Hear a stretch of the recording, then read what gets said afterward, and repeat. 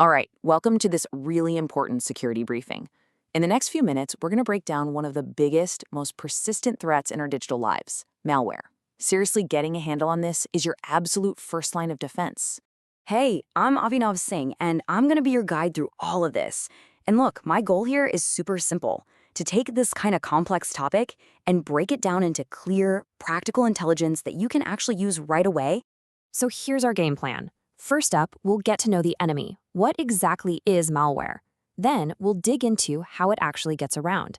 After that, we'll look at the real-world damage it can do. And then, the most important part, we'll wrap up with a real, solid plan to keep you safe. Okay, let's start with the absolute basics. I mean, it makes sense, right? To protect yourself from any kind of threat, you've got to know what you're up against. So what exactly is malware? The key word, and you really have to focus on this, is malicious.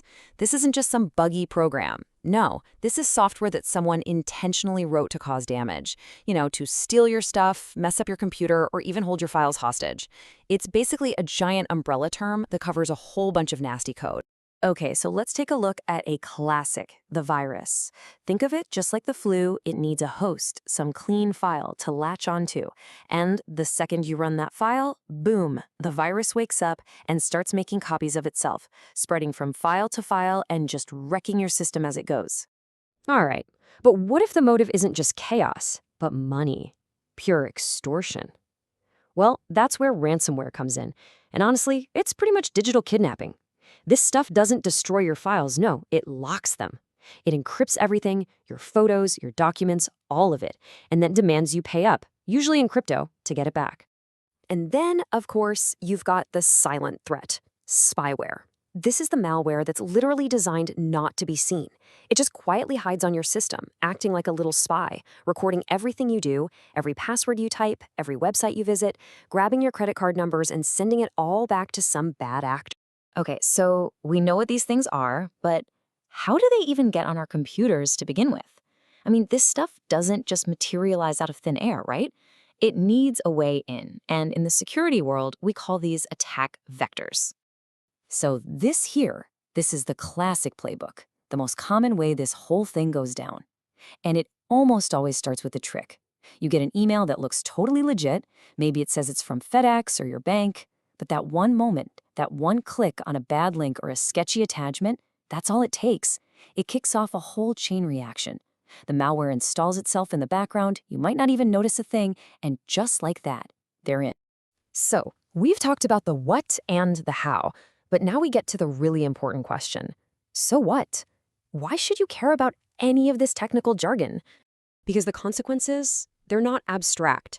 They are super real and they are super personal. We're talking about someone literally siphoning money from your bank account, or your identity being stolen to rack up debt on new credit cards, or losing all those family photos, the ones you can never get back.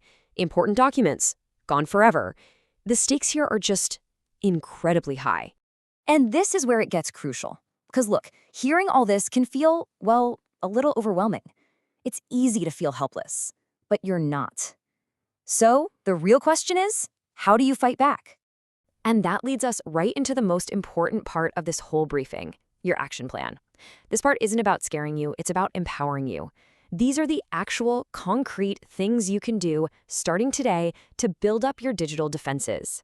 Okay, let's kick things off with the absolute must-dos. These are non-negotiable.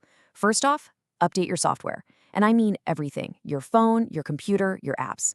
See, the bad guys are always looking for security holes, and those software updates, they're the patches that plug those holes before anyone can get in. Second, get some good antivirus software. Think of it like your 24/7 security guard for your digital life. And third, and you really got to listen to this one, especially with ransomware out there, back up your data. The idea is to have a clean, safe copy of all your important stuff somewhere totally separate from your computer.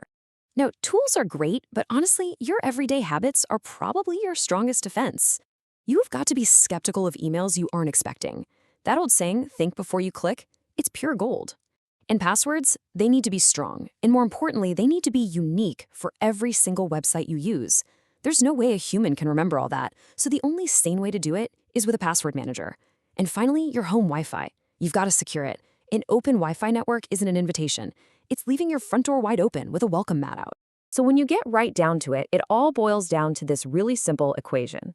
It's awareness, which is what we've been doing here today, right? Learning about the threats, plus action. Actually doing the things we just talked about. You put those two together, and that's how you get real security. So, as we wrap up, I want to leave you with one last question to think about. The bad guys will always come up with new tricks, but you know what? The core principles of staying safe, they pretty much stay the same. So just take a second and think about your own setup. In this crazy digital world we live in, is your digital